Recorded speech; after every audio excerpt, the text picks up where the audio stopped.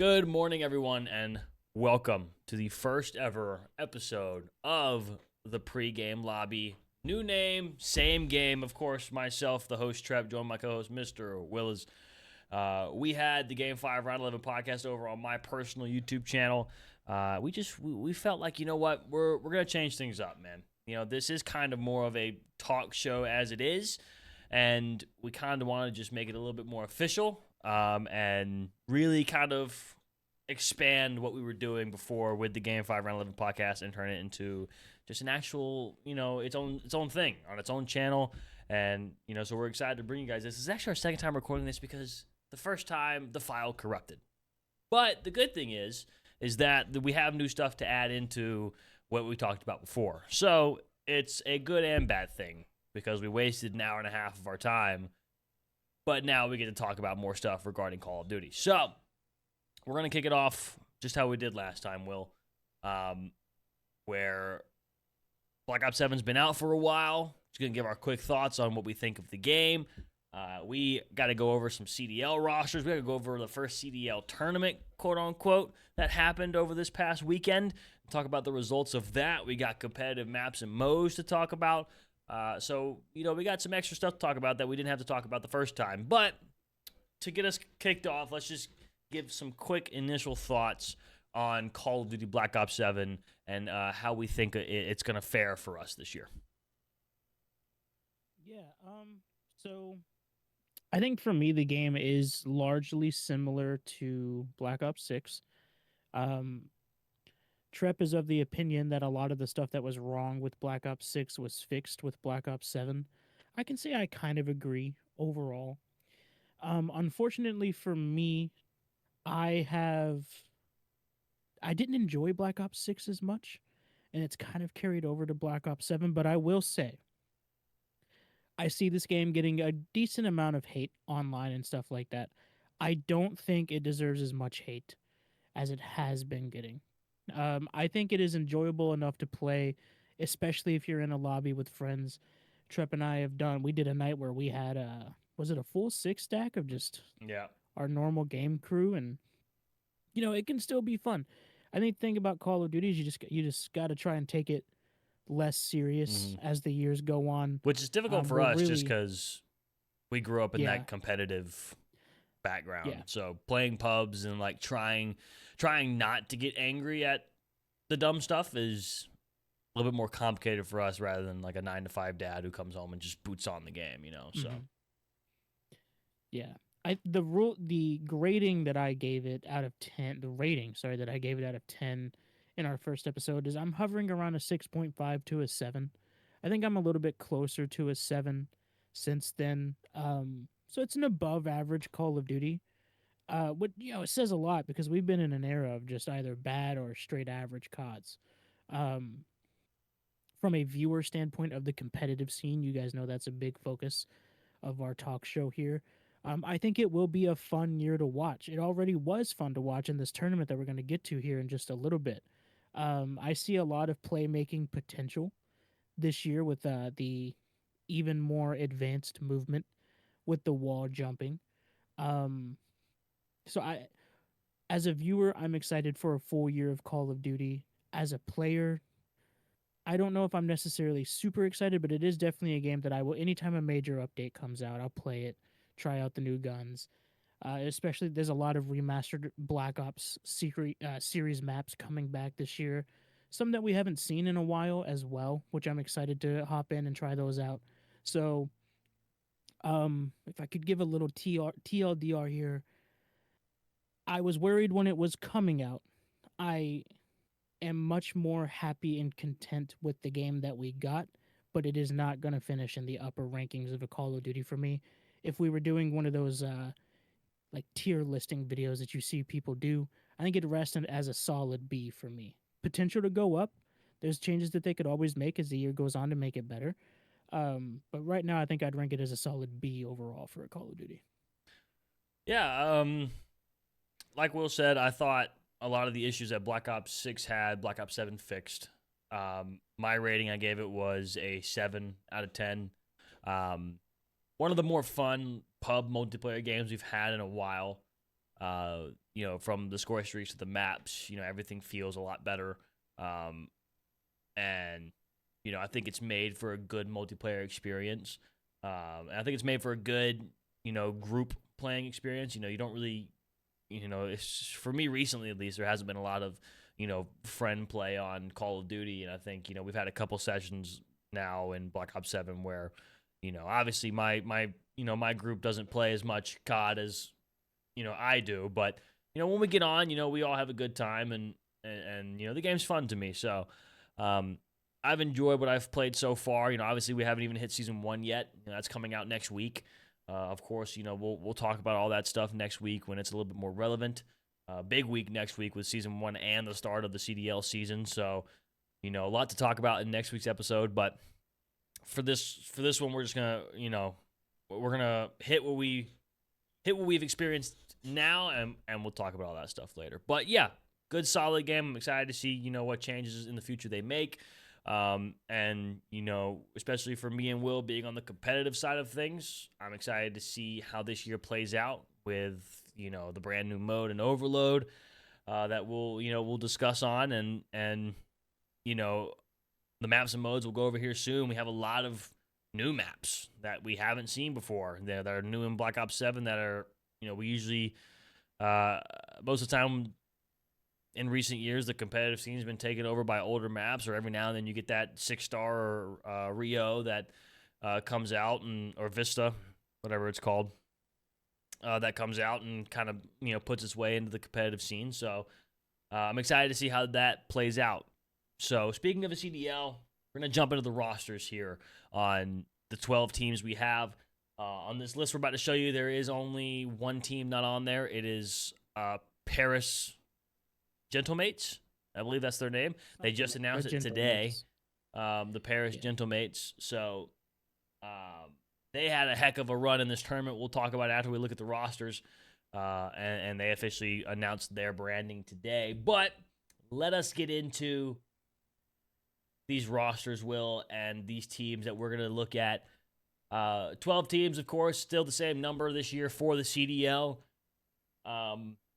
We have our list here, Will. Let's just go ahead and talk about the Paris Gentlemates since they're not on this list.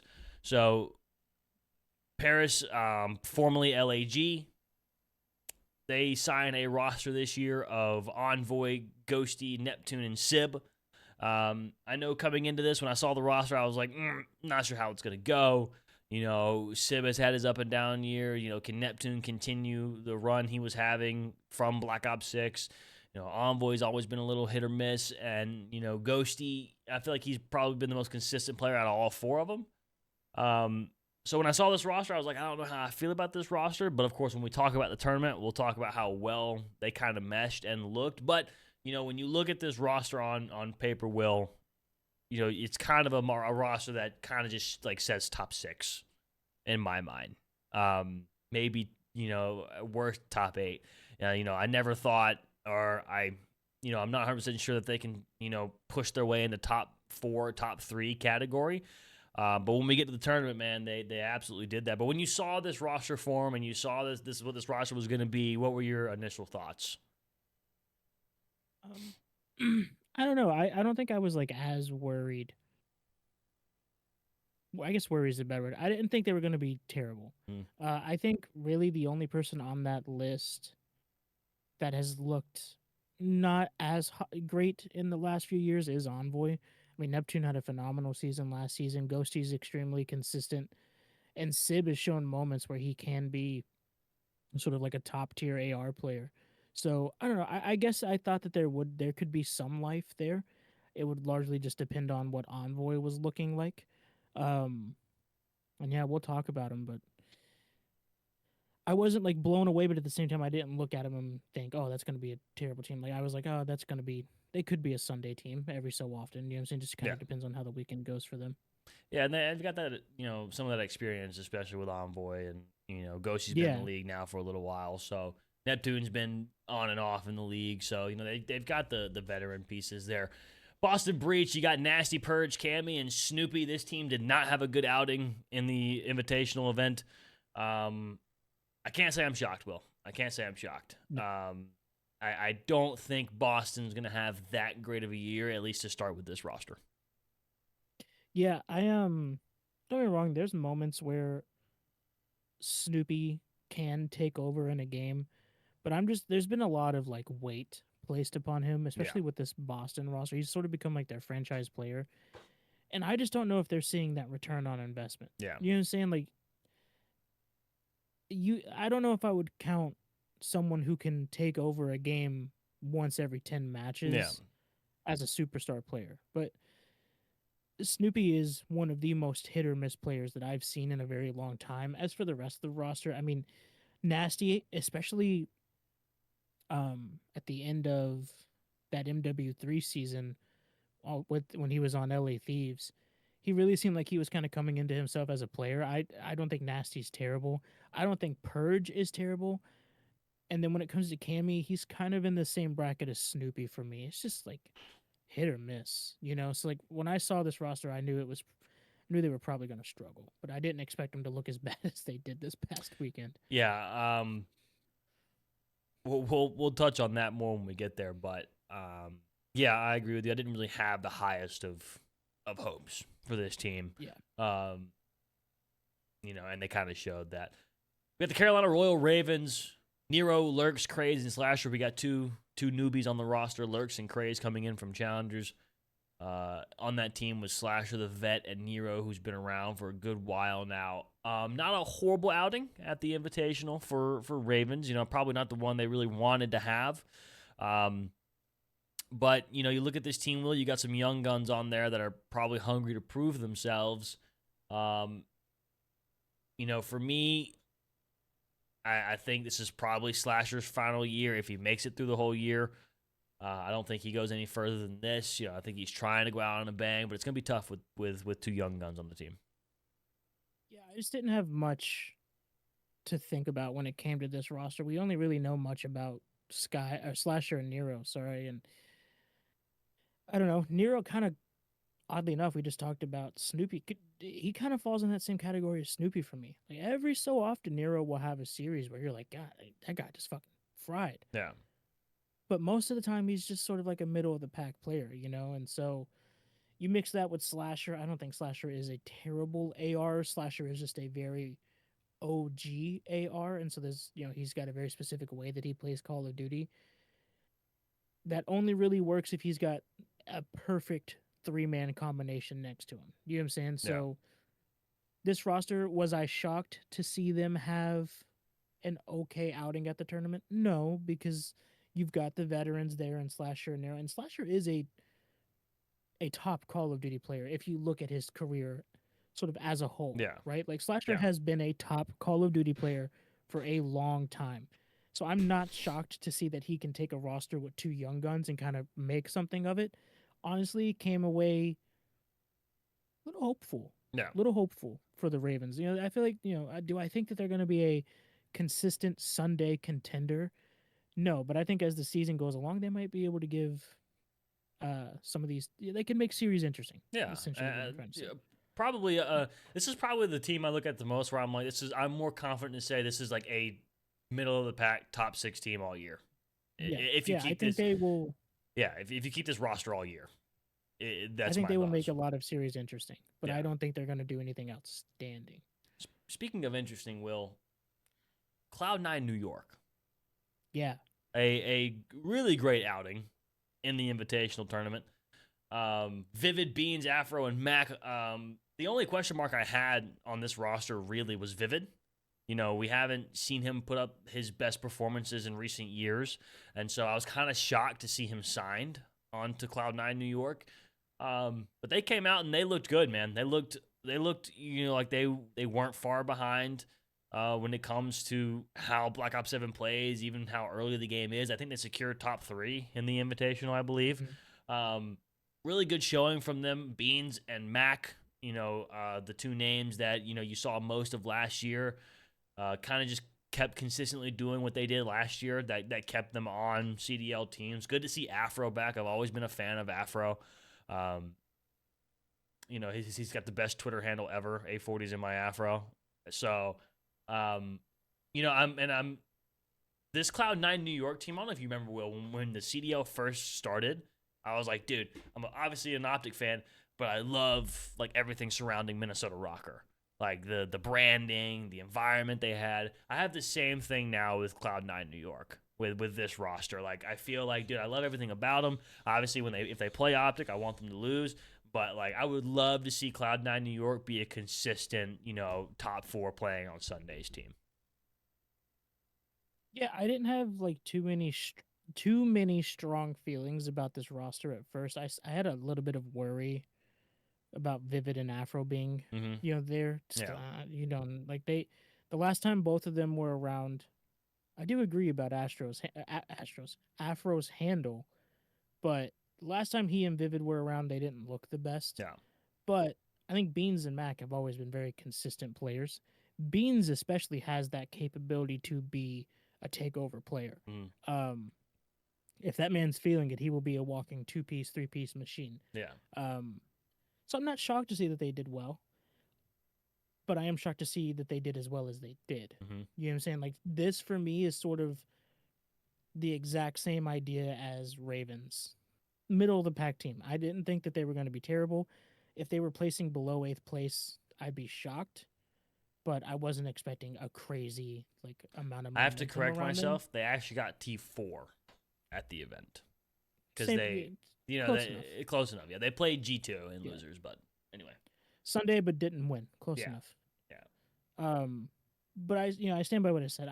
I was expecting them. We'd get to a series and it's like, all right, Optic or Thieves are playing today. Who are they playing? Oh, New York. Okay, they can take this one serious. You know what I'm saying? Type of team. But I wasn't expecting them to show up and really win a major or anything like that. Yeah. FaZe Vegas had a lot of question marks when this team formed. Obviously, Abuza and 04 have a good year last year on Vancouver. They make a lot of finals. They don't win any of them. They were 0 for 5 in grand finals last year on Vancouver. They join Simp and Draws on FaZe. FaZe relocate to Vegas, and I believe they placed top 6 at the Invitational, bowing out to G2 and losers. I believe they got 3-0 swept by Optic and winners, and I believe they lost to G2 in the losers bracket. We'll bring up the bracket and talk about it in just a minute, but Will, me and you both had question marks when this team formed. We were like, I think this team has regressed. I think this team went backwards. And after the Invitational, Will, I'm going to follow suit with that statement still. I still think this team has gone backwards. I think Draza was a little sick during the Invitational, so maybe you can put a little bit on that. But when it came to playing Optic just looked light years ahead. I look at that roster and I look at Abuza and 04, and I think they're good players, but I just genuinely don't think that they keep up with Simp and Draza.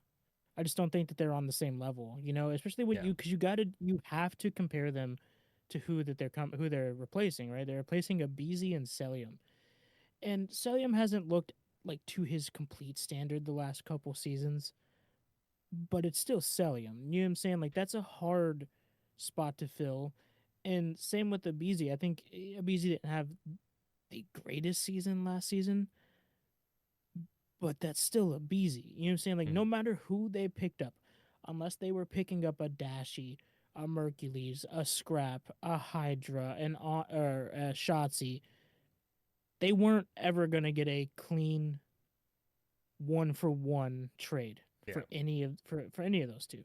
So yeah, it's a regression, and so not only on that front, but also like the team comp itself. From what I've seen from Abuza in 04, the way they play COD, I genuinely just don't think they mesh well. Forget, are they on the same level? Are they the same caliber of player? What's more important is, do they mesh well with who their other two are? And I think they would have meshed. I think those two, Abuza and 04, probably would have meshed better with aBeZy and Celium than they would Simp and Draza. I don't know though. Like I look at that roster and I just don't think it screams the excellence that we're used to getting from a FaZe roster. Yeah, I would not be shocked if we see a change after Major 1 with this FaZe roster. Especially since, you're so used to being in that conversation of one of the top teams in the league. And so far, now we haven't even hit the first official qualifying match, but if you take anything from the Invitational, so far you don't look in that form. Yeah. Talk about a shocking team that came out and performed at the Invitational. G2 Minnesota, Crimp Skies, Mamba, and Estriel, a roster that I thought was maybe top 8 throughout the whole year. I thought maybe this could, they could maybe pull off a couple upsets here and there. Man, they looked really well-rounded at the Invitational. Skies played really well. Crimp drops the kill record on a Colossus hardpoint. They placed top 3 at the Invitational. A really good showing from this team, especially from a roster that I didn't think was going to make many moves. Mamba being brand new, coming in from Challengers. You didn't know what kind of player you were going to get from Estriel. Skies being back in. He had a little bit of a down year last year, but honestly, very, very well-rounded effort from that team at the Invitational, and off to a good start for that roster. I think every year you have 1 or 2 rosters that just leave you kind of like, what the fuck? Yeah. Whenever the season actually starts. I think last year for me, it was Heretics and Surge. Like they just like 2 rosters that you don't, there's a lot of question marks around, and then they just show up and they have the potential to be dominating. I think this year, for me, it's going to be Cloud9 and G2. Like these 2 rosters showed up, didn't expect them to be more than top 6, maybe top 8, and they both, they're phenomenal looking. You know what I'm saying? So like, I was just kind of lost for words really all week. Like watching them play, they looked good. The only team doing wrong, they didn't get first or second, but I think they played more like a sound team than our second place team, which would have been Paris. I think Paris was winning what they were winning just because they were shitting on the sticks. Let's just put it bluntly. They had some firepower. But other than Optic, I think G2 might be the most sound looking team so far. And it's shocking, man. I remember at one point, you and I were watching the last couple hours there. We watched grand finals together, chat, and one of the comments I made. Now G2 wasn't in grand finals, but we were kind of waiting for the match to start. And I was like, why the fuck couldn't Skies play like this last year? Mm-hmm. Like, what's going on? Like Skies looked phenomenal. You already said it. Crimp got the kill record, and Estra and Mamba were doing everything that they needed to do. I'm excited for this roster going forward. I agree with what you said earlier. I think Minnesota is one of the most unique and interesting brandings that we have. Kind of sad to see the Rocker name gone. Now it's kind of Minnesota, G2 Minnesota. But the logo's still the same. Yeah. So I'm interested to see how this goes. I think this is another team, sort of like what I've said for Cloud9 and Ravens so far. They're going to play these top rosters, and do I necessarily expect them to win every time? No, but I definitely think these top rosters need to take a roster like this serious. For sure. Talk about a team that was not very sound in the opening invitation. LA Thieves, this is the new super team. Supposedly, Kenny Abizi, Scrap Hydra. I voiced my opinion when the team formed. I was like, dude, I don't care what anyone says. This isn't a super team. Doesn't feel like a super team. You replace Ghosty with Kenny, which as of right now is looking like a big downgrade from what we saw at the Invitational. And you replace Envoy with Abizi, which again, from right now, is looking like a big downgrade from the Invitational. So, of course, we didn't know that going into the roster forming, but they placed, I think, top 6, maybe top 8 at the Invitational. I don't remember for sure. But both their losses were 3-0. I believe they lost to Paris and to G2, both 3-0, which both those teams secured a top 3 placing at the Invitational. Thieves did not look good. So you hope for a quick turnaround for this roster if they're going to be the team that everyone thinks they should have been on signing. Yeah, we talked about it a little bit in the episode that we lost. I'll give a quick summarization of what my opinion on it there. I think the only real point of contention on this roster is Kenny. Is he going to play as bad as he did last season? If so, how is that going to affect the roster? I think a roster of Scrap, Hydra, and Abizi should at least still be top 5, even if they have a teammate that's not playing too well. I think the main reason why we didn't see that happen for Optic last year, even though they are comparable in my opinion, that Pred / Hook, Shotzi, and Dashi would be comparable players to the other 3 that I just named. I think just the mental stuff that happened with losing Pred, getting Hook, getting Pred back, all of that kind of had them down all season long. Probably, So if this 100 Thieves roster, LA Thieves roster, sorry, stays confident and keeps pushing, I think even if they continue to look rough, I think rough for them should be still at least top 5. But you never know. I would be shocked. And I think everyone, including you, even though you do have strong opinions on it not being that good of a team on paper, I think even you would be shocked to see them be a worse than top 5 team as the season progresses. Yeah, I mean, especially if they stay top 5 and don't make a change. I would be pretty, guffawed at that.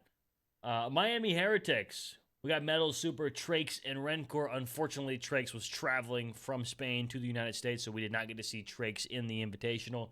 So I don't really want to give too much of an opinion on Miami. We didn't even get to see their full roster. They were playing with Eric Boom, which is a Challengers player, who did not play great in the Invitational. So I don't really want to give much of an opinion on Miami, although you still have that core 3 of Metal, Super, and Rancor who had a really good finish to Black Ops 6. So you just kind of hope that carries with the new player in Trakes into Black Ops 7. Yeah, I said it just a minute ago. Heretics was one of my holy shit, what the fuck rosters from last year. They looked great last year. I think you get a new young gun in to round out that core 3. They should be even better for me. Like, this is one of the rosters that I look at, and I do actually have high hopes for it. I've been pretty vocal. If you guys have been around since the original podcast and stuff like that, back at the MW3 season when Heretics re-entered the league, I was really excited about it. This is a roster I want to see do well. So I'm hoping that they really get some good momentum here.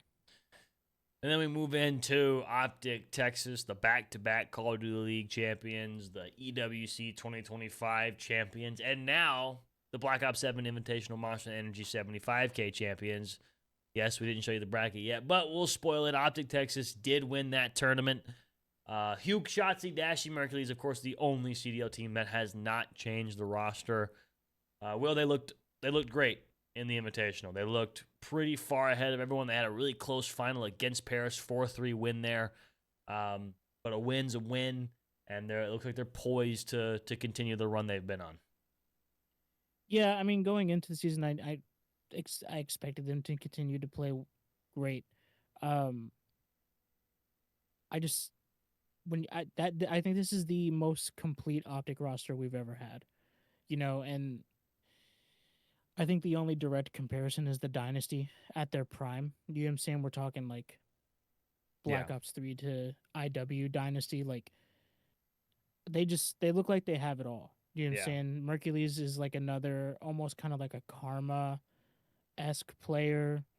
Shotzi and Hook both have strong resemblances of Scump and Krim from time to time with the way that they make their plays. And then Dashy might as well Dashy is literally Formal's son at this point. If you've ever watched Optic content where Dashy and Formal are in it together, or you hear other Optic members talk about Dashy and Formal literally just molded Dashy into another version of himself. Yeah. So, I mean, it is a very good roster. I expect to see them continue to do well this year. I'd be shocked if they don't.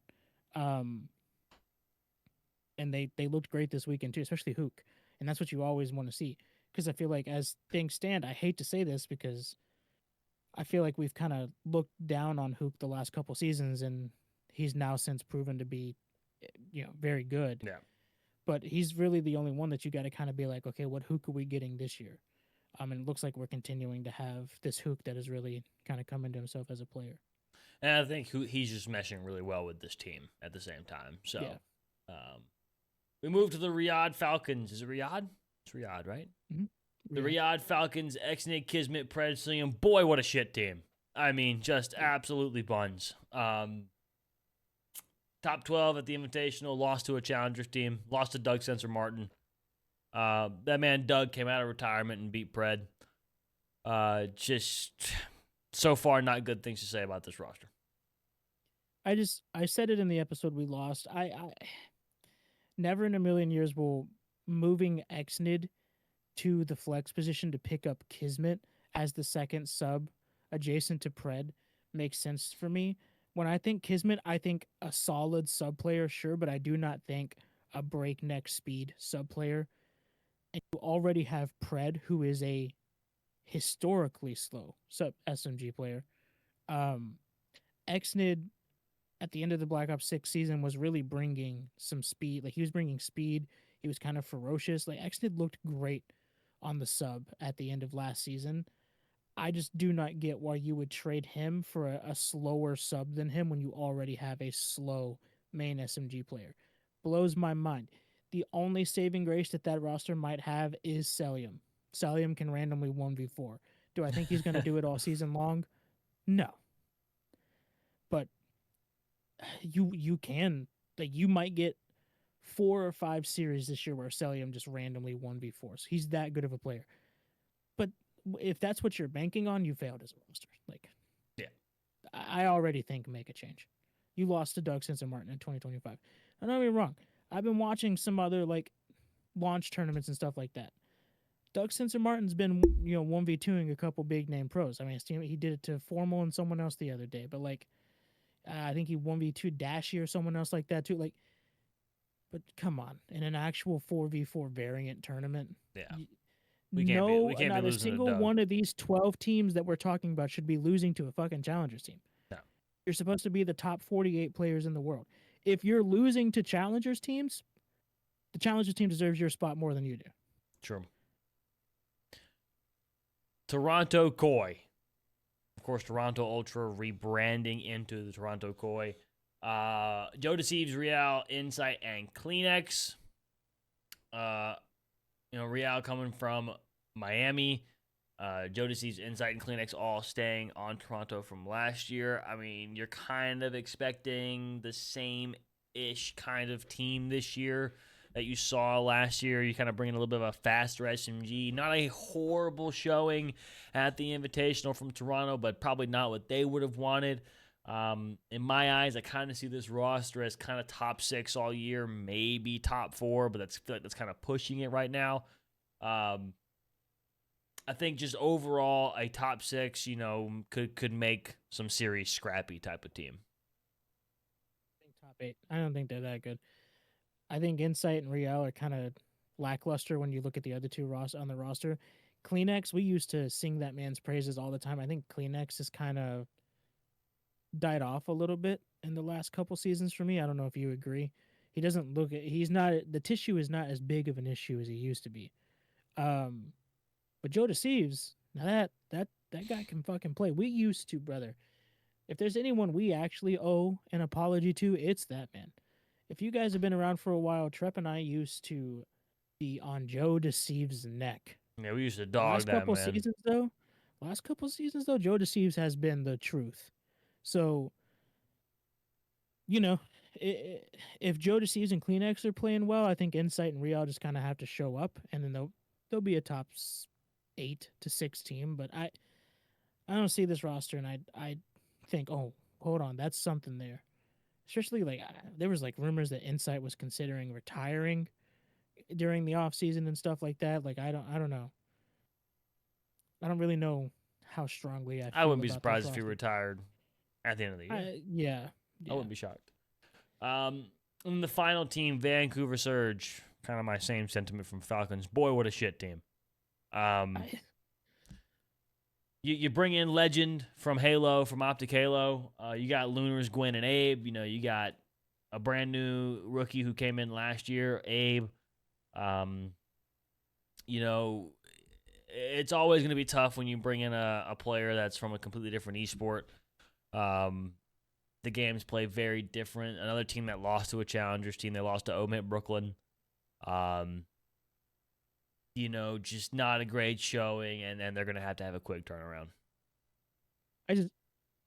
I think the Legend pickup is very questionable in my opinion. I think they're doing it hoping for another Shotzi or another Neptune or another Hook.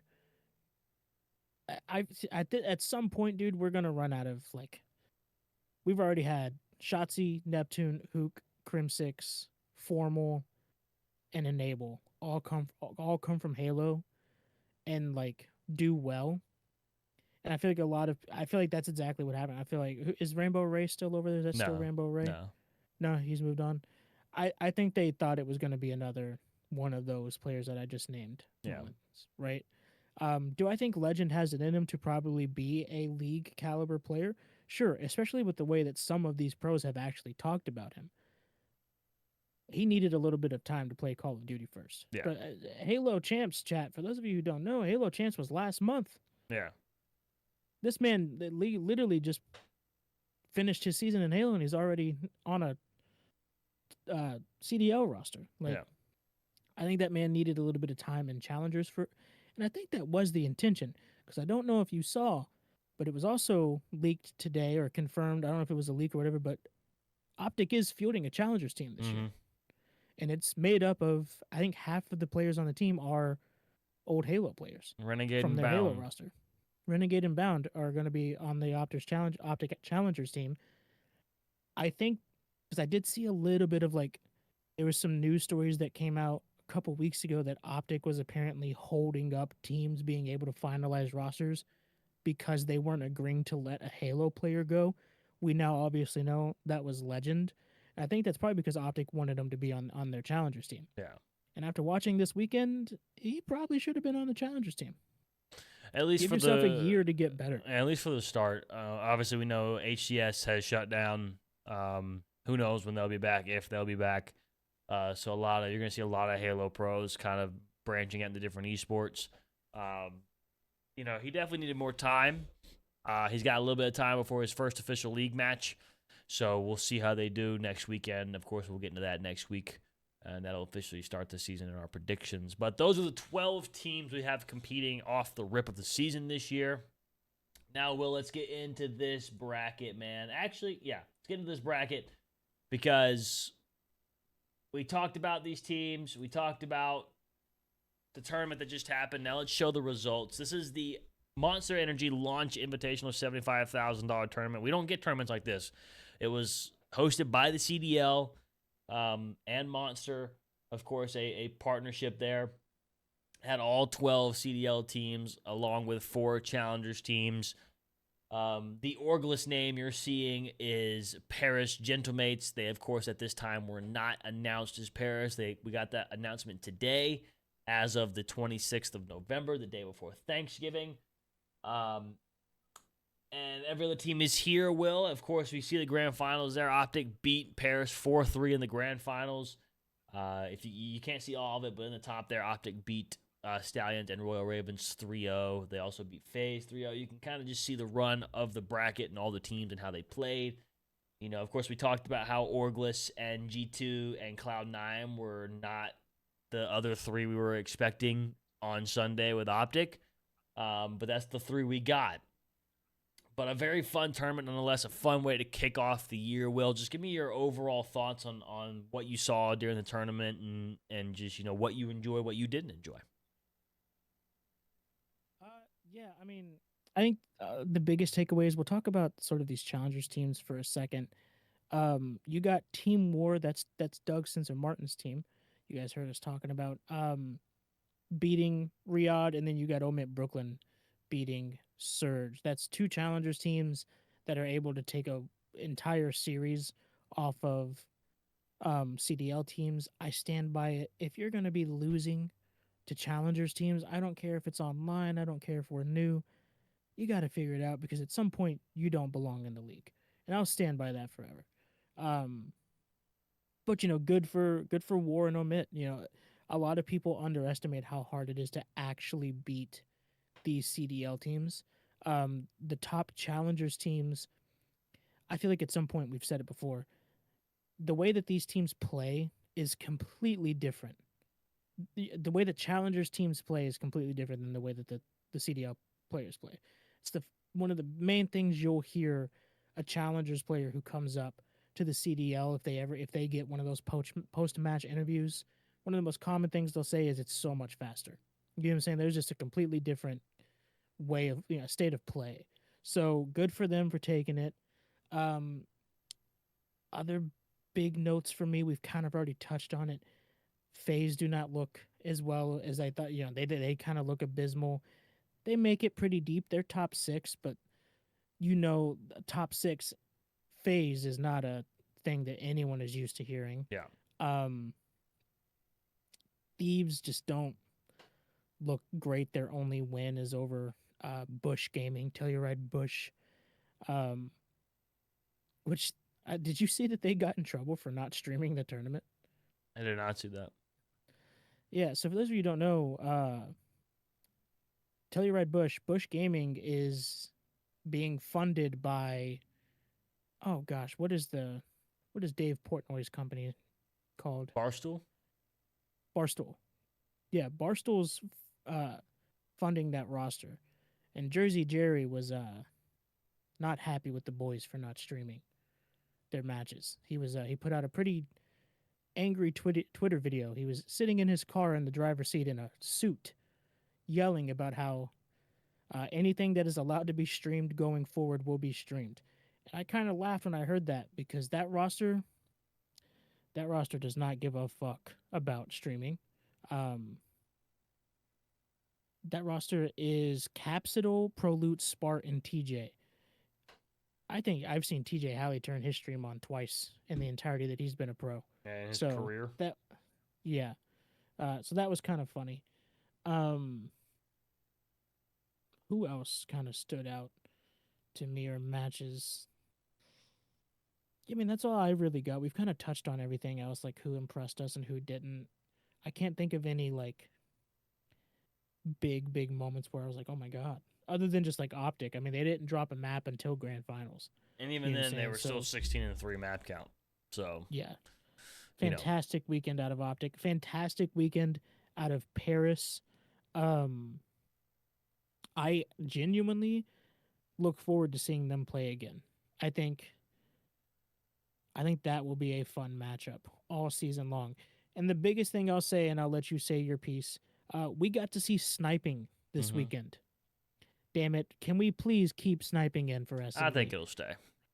I really hope it doesn't get GA'd again. But there's a lot of new age professional players who are not into sniping. Yeah. And so we'll see how that goes. But pretty fun weekend. A lot of fun matches, even though some of them were blowouts. A lot of 3-2s and 3-1s, especially as we got deeper in the tournament, which is always fun to see, especially this early. So it's a fun little weekend. Yeah, it was a good time, man. It was nice of the CDL and Monster to do something like this. Give the fans something to watch before the official matches begin. I don't have many, hard hitting points. We already kind of touched on most of them when we were going over the rosters. I think the biggest ones are just G2 and Paris kind of showing up and showing out. That was really, really cool to see. As an Optic fan, the grand final was stressful, but they get the win, and it's nice to see. Paris, having a good start to the year.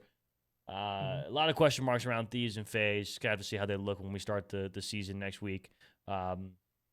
Because Lord knows, those teams are not in the spots they should be. But we talked about the matches that were played. Now let's talk about the maps and the modes that are being played, Will.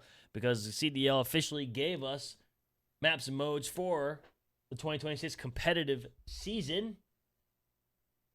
And here we are. This was, I think, officially announced yesterday, or the day before, one of the two. So for Hardpoint Wheel, we got Blackheart, Colossus, Den, Exposure, and Scar. For S&D, we have Colossus, Den, Exposure, Raid, and Scar. And then for Overload, we have Den, Exposure, and Scar. We saw a lot of these maps played. Any surprises in there for you for the official map set and rule set for the season, off the rip at least? I think the biggest one, it was actually you texted me about it last night when we were talking about this coming out, is Raid is only an S&D map. You would expect to see Raid in an available map in a pool and expect it's across the board. But unfortunately this year, man, Raid, the spawns are really off on Hardpoint and Overload. Just something there does not work right. Now they could tweak, and then it could end up being brought in after Major 1, which is another thing.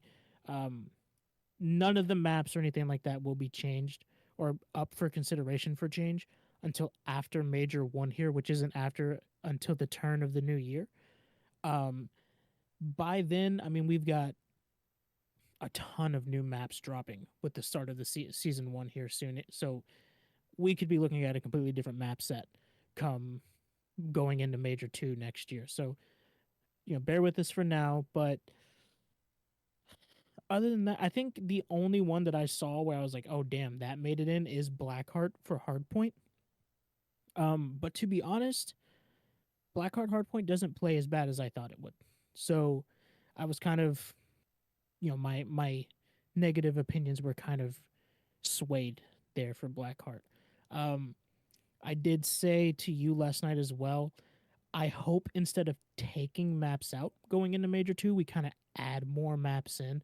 I would like to see a way bigger map pool because I think it makes vetoes way more important, which in turn makes like coaches and stuff like that way more important. And as an Optic fan, I'm a little biased because we have JP who is like a wizard at stuff like that. So, Yeah. but as an overall Call of Duty fan, I just want more than 3 game modes. Like I said it to you, I don't know if you remember, but I was like, we're getting a brand new mode made almost specifically for the CDL. It's like another control. Like it was made with the intention of it being the new third game mode, but there's only 3 viable maps. That is such a big oversight to me. So like, Yeah. I don't know. That's my only major complaint. Just 3 overload maps. I'm not a, I like where the map pool is right now. Um, would I like more than 3 overload maps? Sure, I think anyone would. Uh, I really do like the thought of 5 hardpoint and S&D maps for each. I think you're going to get plenty of variety there. You got Den, Exposure, and Scar, all 3 being across the board for all 3 modes. So I think that just shows a testament to how those maps play. I think they play really well for competitive. I'm excited to see Blackheart because we did not see it in the Invitational. So I'm excited to see it in CDL matches because I imagine it's going to be played plenty. Because I think there's going to be Colossus is going to get a lot of vetoes in my opinion. But I'm excited for it, man. I'm excited to see, I'm excited to kick the season off and get it going and see how these teams play these maps and these modes. And just see how it develops over the course of this first major and then after Major 1. Well, as we round out our first episode of the pregame lobby, as we get ready to kick off the CDL season next week, is there anything else you'd like to bring up or touch on? We have season 1 next week, which we're going to, of course, try to make time to talk about next week for Black Ops 7. The seasons that come out are important for COD. They kind of give us a roadmap of what's happening. In terms of ranked play, I know they said we're not getting that till season 2, so we don't have to worry about covering that until we get closer to season 2.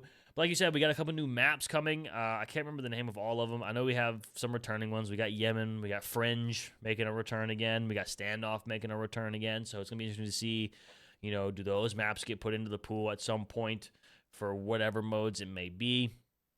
I'm also interested to see, if Overload has any tweaks coming up. I think the mode as of right now doesn't play horribly, but I do think there are some changes that need to be made to it to make it a pretty viable competitive mode. But yeah, do you have any closing thoughts on, just maybe Black Ops 7 or the CDL or whatever might be on your mind? Not necessarily about COD, but sort of about the podcast as a whole.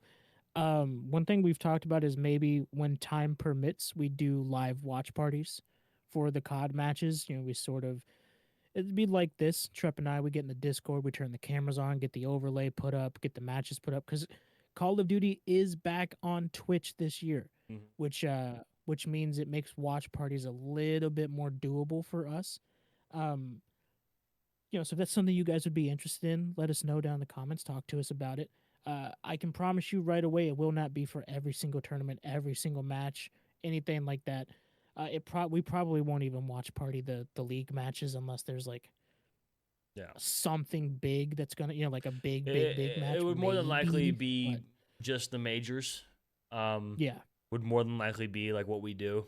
just because that would make it a lot easier, because we already have the dates for those, so it'd just make it a lot easier for us to kind of set it up and get something like that, working. So if there's, like he said, there's something, if that's what y'all would want to see us do, watch part of the majors, I'll gladly take off major weekends from work and watch part of the majors and hang out and experience that together. I do know for Major 3, we are attempting to be there in person in Atlanta. Now, obviously, no watch parties or anything like that, but, we'd record the process of the weekend and everything behind the scenes, and just a fun weekend with myself and Will and a few more of our friends. And I would love I plan on driving. I would love to, take a fucking PC with a mix amp setup and kind of just set up a live stream and everybody just fucking hanging out. That'd be sick.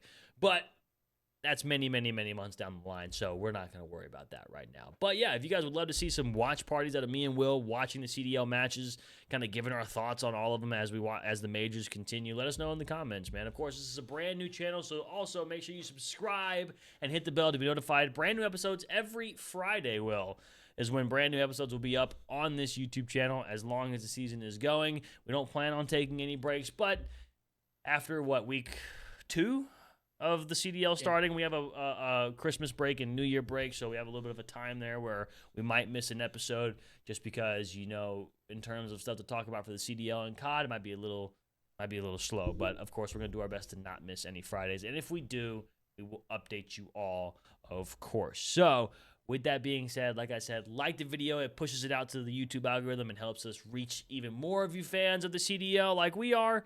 And subscribe to the channel so you don't miss any other future episodes of the Pregame Lobby. I am Trep. That is Will. Will, send us out of here. Goodbye.